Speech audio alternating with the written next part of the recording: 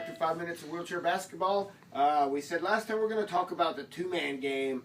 So I was thinking about how to talk about the two-man game and what I wanted to talk about. I think a lot of people in wheelchair basketball understand setting up a two-man game, and just to define a little bit, a two-man game is an offensive set where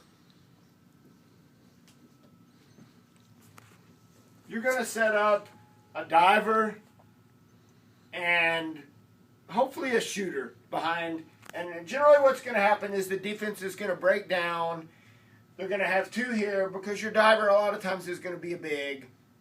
You're going to have two defensive players there. And really know your personnel, KYP.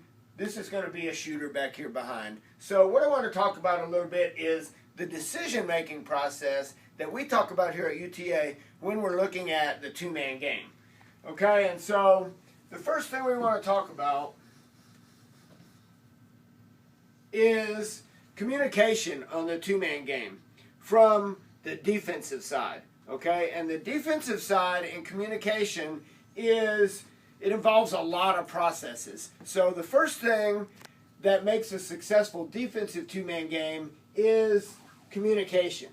And it can't be reactive communication. A lot of times we'll get in the habit of going back and getting kind of lazy in our communication, and then our communication and our talk on the floor is reactive. Oh, he's doing this, so I'm going to do this. So by that time, you're a half push too late already. So by the time we set up on our two-man game, we want to know who's the shooter, specific. All right, that's a shooter. That's threat number one. That's number two. And then we want to talk about dominant hand. Right-handed shooters on this side, we talk about, hey, we're going to set up, instead of setting up here, we'll set up two ways. Maybe we'll set up here to jump the pass and to get in here. Or maybe we're going to set up here to jump low and stop the right-handed shooter. Make him pull the shot down and circle back around. So we're going to jump and stop the shooter behind the screen. All right. I know for a long time in wheelchair basketball the mantra was never jump low, never jump low.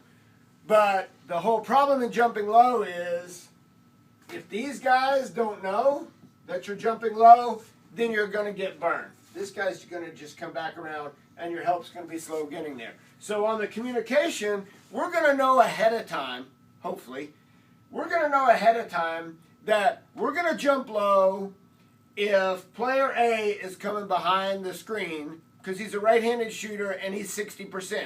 Got to do the math. Then we're going to talk about the rest of the team is set up to send help early. When we jump low, the help is already coming. Third man help is already going to come. If the offensive player here is a threat, then when third man help comes, we have to decide, can the jumper get back or do we send fourth man help? But we're going to know ahead of time, and that's the thing that I think I see a lot of teams, they react and then they're a half push too late and the shooter gets the shot off. We want to be talking ahead of time, and we're going to already know with the whole sequence of events before it happens. We're going to look at speed when we're doing our decision making. We're going to look at the range. Maybe here we're not going to jump at all at 18 foot, but maybe here 12 to 15 foot, mathematically this guy's 60%. Maybe out here at 18 foot, and maybe he's only 30%. We're going to give him 30%. We can live with 30% because we can win games if the other team's shooting 30%. So the range of the shooter is something, and then the function. So here's one thing that I think is neat that things can look at. Let's say the diver here is a class 1. By definition, class 1s don't rotate to the sides. So maybe if this is a small 2 or a class 1, then maybe we're going to double jump, maybe trap the ball, and say, go ahead, get it into this guy, and this guy already knows, oh, that's a small diver, we're going to double jump, I'm going to go help. And with the double jump and the trap, this guy's job is to take away this pass right here. This guy's job is to jump and take away this passing lane right here. So we're looking at how all these factors affect the decision making in your half-court defense. All right? Specific communication, that's number one. I'm jumping low. Fourth man help. So we can't just go help, help. We have to go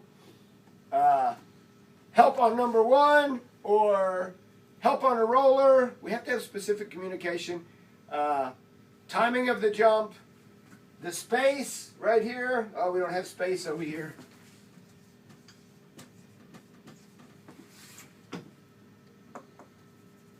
Can we jump? Do we have room to jump in? So we're looking at a lot of different factors that you want to talk about ahead of time in specific scenarios.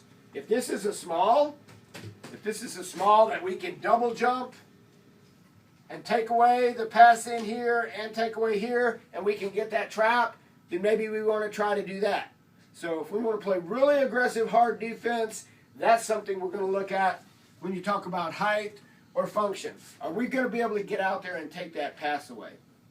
So, talking about communication and talking about decision making, these are the factors that you really want to consider.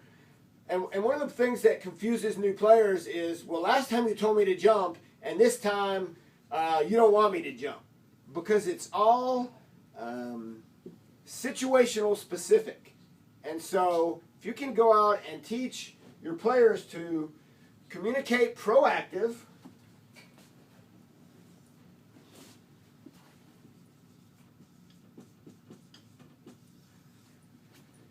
look at the math and look at all of these factors in their decision making, you can work those in practice, you're going to have a much more successful defense to stop the two-man game when the offense gets it set up.